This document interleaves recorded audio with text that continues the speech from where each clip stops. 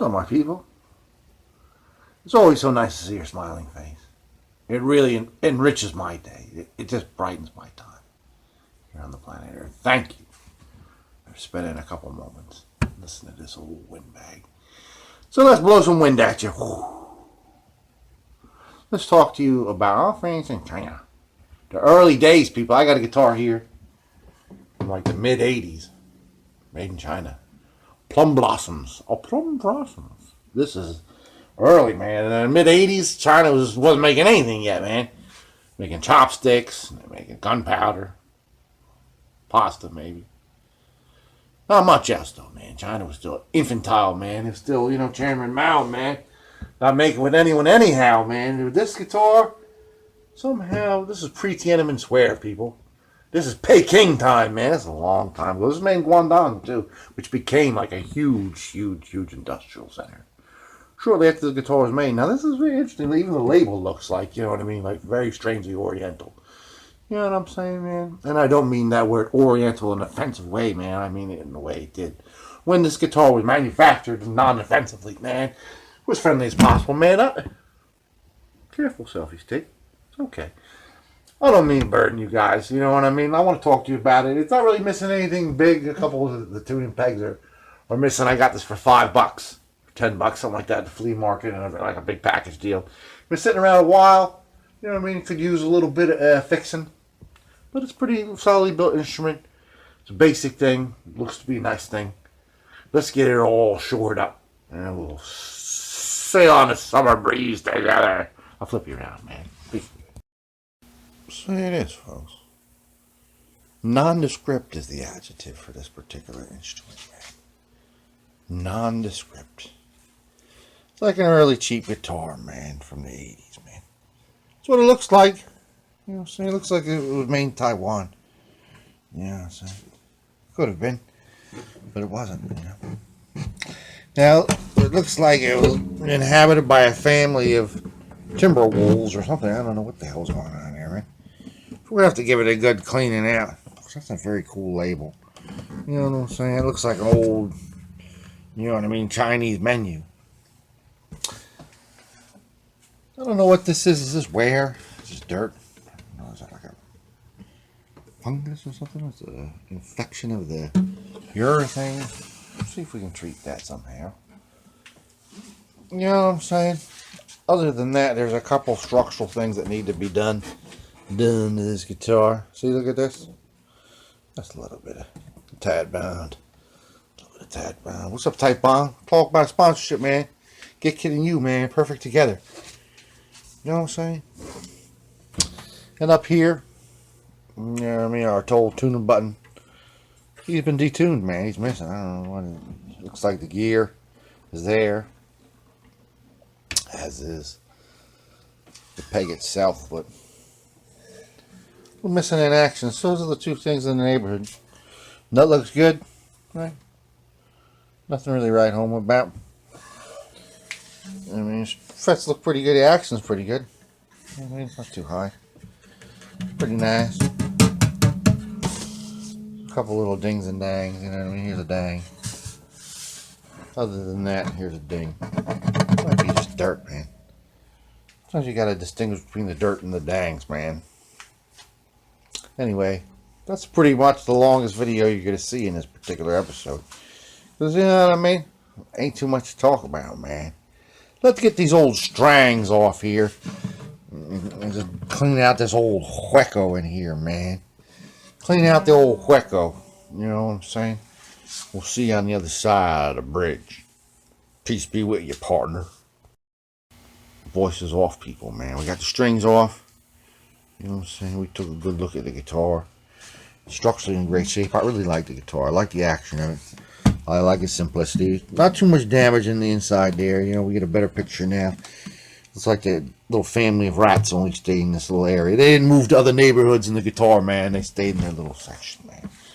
Looks like it was outside on like a terrace. You know, like an outdoor sort of roof terrace or something like that. You know what I'm saying? A porch. Maybe for a couple years, and like a vine grew up it. You know, you can see like little, you know, root ghosts, man. The ghost of root past. So let's talk about taking those strings off real quick, since this will be a short episode. We'll talk about tools, man, in our ongoing educational series here. These two tools are like indispensable for any kind of luthiorette, any guitar player for this particular tool. This is, you know what I mean, a little tiny set of hand spring-loaded wire clippers. You know what I mean? This is essential, man. You know, you already know that, so I don't want to waste any more of your time. But this particular tool, man, this is the Guitkits 7776, man. It's from about the 40s, 30s. You don't want the one from the 50s and 60s that has like a little spring like this. So you want one without a spring, man. Look it up on eBay if you can't find it at the flea market. You know what I mean? This tool, if you're taking like old strings off of guitars like this, around here by the saddle, or up here, you know what I'm saying? Going around here, wrapped around those pegs, man. That's the tool to have, man. You know what I'm saying? It's nice on the guitar. It's neat on the guitar. If you're looking to reuse strings, especially, you don't want to cut them and stuff. That's the tool to have. I'm just trying to disseminate some knowledge, man. I'm like the modern day National Geographic, man. Word, man. Word. So anyway, what's left? What are we doing? What are we here for, man? Let's clean off this little section here, man. We don't want to use any water if we don't have to. You know what I'm saying? I got a nice bottle brush here. You know what I mean? This you can get off of eBay, flea market, wherever, man. You know what I'm saying? I don't know where else to tell you to look for it, but it's an indispensable tool, man. It's a little carpet bottle brush, man. We just go in there and just dust it off, man, like Dustin Hoffman, man. And just clean it up, man. You know what I'm saying? I'll see you in 1.7 gigawatts of a second, man. And there it is, people. The inside's all cleaned out, man. Nice and cleanly, man. Just for commentary, man, this brush is also indispensable to the cleaning effort, man. It's a little bit stiffer bristled. I call this a Coke bottle brush. You know what I mean? The 6.5 ounce Coke bottles is the best brush, man. If you're a bottle collector, you take a little piece of like steel wool, and you like, you know what I mean, take a rubber band around the top of that, man. You can get any bottle clean, a Hutch, you know what I mean, Hutch size bottle. It's perfect for it, man. Any kind of soda bottle, 6.5 ounce bottle, man. Perfect to clean out. Hey, man, that's a bottle collector tip, man. In case I got any crossbreeders here. So let's talk about the forensics on this, man. I think that this thing was left out on the back porch, man. Some ivy grew up it. You know what I'm saying? Ivy gets those roots shooting off, man. There's definitely a lot of ivy. And then it was probably turned to the wall, of course. You know what I'm saying? And I think a bee's nest got in here. I saw some, you know what I mean? It was like those little connectors for like wasp on the other side of it, man. Some yellow jackets or something got in there. And I think that later on, you know what I mean, the person wanted to use the guitar. You know what I'm saying? And they pulled the nest out of there, put the strings on again or whatever. So it looks like what happened, man. You know what I mean? I don't know if that's the real case, but hey, man, that's my forensic on it. So let's stay on the functionality trip here, man. I'll talk about functionality, man, because the biggest thing that's, encumbering us from playing this instrument is this fucking damaged tuning peg here, man. So I got some stuff out of the old drawer, a whole bunch of these different sets of broken ones. You know what I mean? There are different, you know what I mean, gear ratios and stuff. That's always wary on these early Chinese ones. Sometimes they're trying to copy this guy. Sometimes they're trying to copy that guy. We don't know who to copy, boss. What country we copy? So some of the early ones are a little bit, I don't know, man. So I got all kinds of, potentials here. Some metrics, some not metrics, some different sizes, whatever, man. I'm not looking for, you know what I mean, like visual perfection, like a perfectly restored guitar here. This guitar is like worth next to nothing. I just want functionality. I like these big, it feels like a real comfortable guitar. Like one of these big sized classical guitars are nice, man. Especially the cheap ones, man. It reminds me of that like Ecuadorian guitar, man, but a little bit more like a field model, So let's get that tuner off there, man. Let's get this whole strip off. Get it repaired, functional again. I'll show you what we use out of this big pile here, man. Probably won't be that pretty, but it'll work, man. And that's what we're looking for, man. Going back to work, man. So in my massive parts collection, I could not find any pegs that would fit into that strip. None. So I had to get a new strip using new pegs. I pretty much built a whole new thing. The only thing is original are the posts and the gears. You know what I'm saying? So when you put it on the guitar, you fit it on there, and you look at it from the front. No big whoop. You know what I'm saying? It looks pretty much good. Anyway, man, like I said, man, all in a day's work. So, what are we going to do about this, man? You know what I'm saying? This is ugly. Now we got to get a little cosmetic here with you folks. So we're going to take a little bit of steel wool, just a little bit, just loosen this up. Do some shellac runs in these frets, you know what I mean? Just try to get rid of the noteworthiness of this. And I'll see when we're done with that, people. You know what I'm saying? When we're complete. You know, man, it looks a little bit better. At least it's like sealed now. And it won't keep cracking along those roots, you know what I'm saying? Just put a little bit of shellac on there, let it sort of half-ass dry. Then like sort of wipe it off with like a cloth with rubbing alcohol on there, because rubbing alcohol and shellac are like, you know, mortal enemies of each other. And let that dry, and then you just take some steel wool, some fine steel wool, and just sort of mat it out again. Looks good. Good enough anyway. Tight bond time, tight bond time. Let's pump in some tight bond into this little, you know what I mean, deficit that's here. See that deficit? And I saw there's a little bit of a crack here. Not a big deal, you know what I mean. Put a little tiny bit in there in case there was a big deal at one point. Clamp that overnight. I'll see you tomorrow morning. Tomorrow morning's another day. We'll continue our little project. Peace. So we had it clamped overnight. We had to put a big boy on there. It was just too, you know what I mean, too loose with those quick rips. Got another big clamp holding it down for ballast, just for weight, folks. So let's unclamp it, man. Inspect it. Move on with our day. I'll see you in a moment. Let's do a real quick fret job on this girl. You know what I mean? Real quick. Up and down the frets till we see them shining. See you in a minute. So as I was doing these frets, I felt like something loose up here. It's kind of like something loose. So I just took a little brush, little tiny brush, and just went in there and painted some glue on all the braces and everything on there. On the underside here. I don't know if you can see this here. Everything. I just re-glued. You know what I mean? Everything up there. Now I don't hear anything at all. You know, it was just a couple of minutes ago. So that glue got in there and started to set. And whatever little weird things was going on up there, any looseness has been totally fixed, man. So I'm going to give that, you know what I mean, a couple hours and harden up. Get nice and dry. I'll see you in about 3 or 4 hours, people. You know, you got to wait, man. Sometimes you just got to wait. You know what I'm saying? So the glue's dried. It's a good place to be, man. You got to be real careful and don't let that kind of thing progress. That's kind of like a cancer. You know what I'm saying?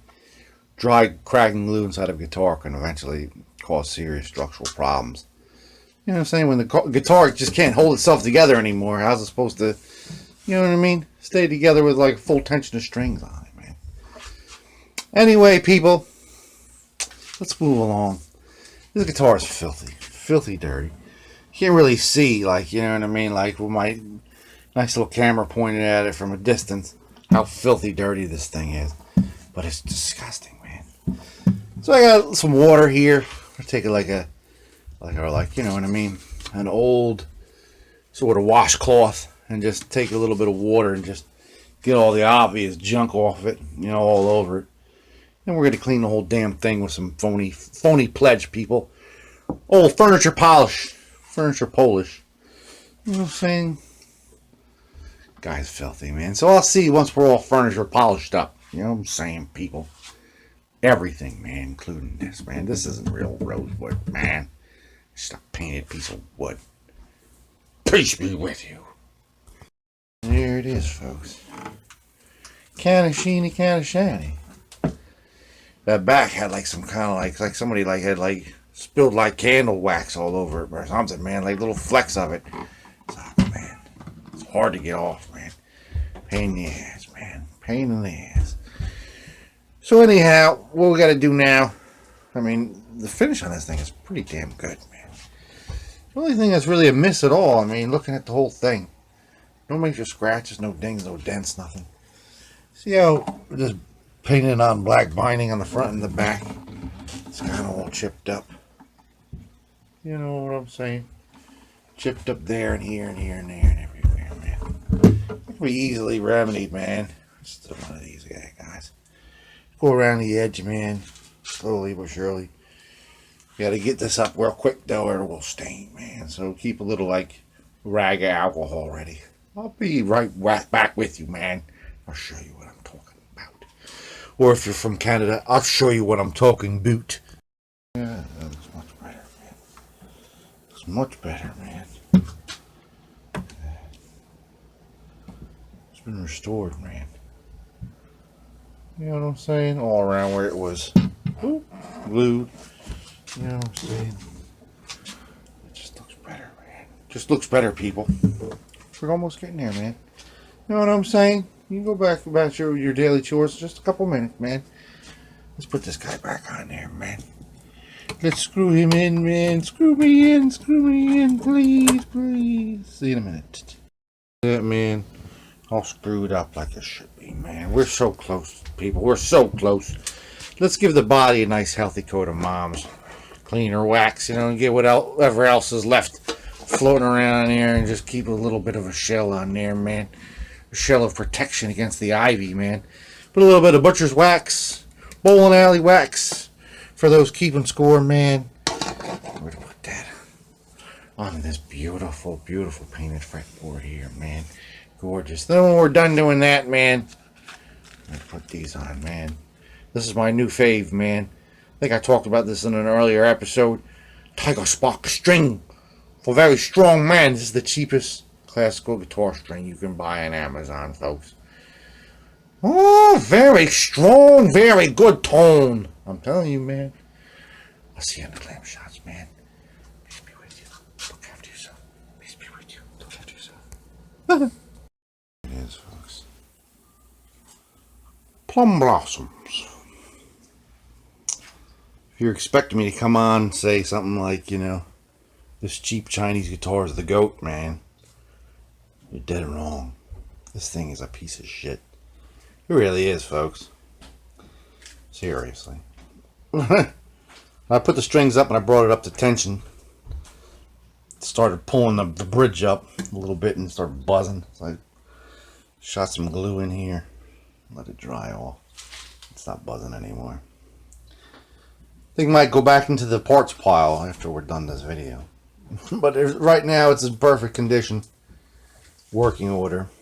You know what I'm saying? We're just lucky that it didn't get wet. You know what I'm saying? Had it gotten wet outside there, wherever it was, you know what I mean, with the growing ivy around it, the bee's nest inside of it, would have been done, man.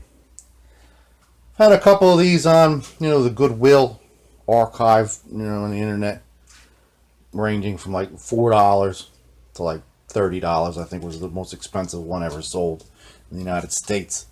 Plum Blossom still exists. The brand still made. It's pretty much exported exclusively to Thailand now. They have 3 models that are like, you know what I mean, produced, I guess, en masse for the Thailand population. There's a 333, which is like the student, like, I think it's 17 frets, something like that. There's a 444, which is like a regular steel string guitar. And there's the 888, which is like a nice sort of guitar. And they also make a Dove copy that's on sale right now on AliExpress for like $250 or something like that. Delivered. But if the quality of this guitar is any, you know what I mean, indication, the quality of those guitars, stay away from them, man. It's a real POS, man. It's a piece of shit. But, you know what I mean, that's what we do here, man. You know, we're just here to educate. You know what I'm saying? This is an early Plum Blossom. The sticker still looks kind of the same. It's no more yellowy and like bright red print. But, you know, pretty much the same text on there. Except the ones from Thailand are pretty much printed in Thai. So that's that, man. You know what I'm saying? We got away with the tuner thing. You know, these parts that I used on it are definitely worth more than the guitar is. I mean, that's why I'm saying maybe this thing needs to go back in the parts pile for like a real well-deserving guitar. But it is a guitar, and I have to respect it, man. So that all being said, man, let's hear it. You know what I'm saying? You can judge for yourself if it really sounds like a POS, like it feels, man. And then when we're done listening to it, man, casually, calmly, I'll invoke the next chapter of our friendship by saying, peace be with you. Look after yourself. Peace be with you. Look after yourself. Peace be with you. There it is, folks. The Plum Blossoms KG-010. Should be the Plum Blossoms POS-010 for a piece of shit. But it's a guitar, so that's what we're here for, man. Anyway, man, I want to talk to you, keep it on the real, about an album called Real Friends from 1970. Friends of Distinction. My man Ronnie turned me on to this disc 15, 20 years ago. It's always been one of my favorite albums, man. Now, on this album, there's a cover of a Bread song. That's one of the best tracks in the album. I'm not a big fan of Bread. I'm not a fan of the bread you eat. But the band, I don't really know much about it. You know what I'm saying? I don't dislike them, but I don't really know much about it. But this song is killer. Especially the Friends of Distinction cover on Real Friends. Bread does it in D. Friends of Distinction brought it up to E. That's why I got a capo. You know what I'm saying? I got a capo. So sue me. It don't matter to me if your searching brings you back together with me. 'Cause your happiness is all I want for you to find. Time is on my side.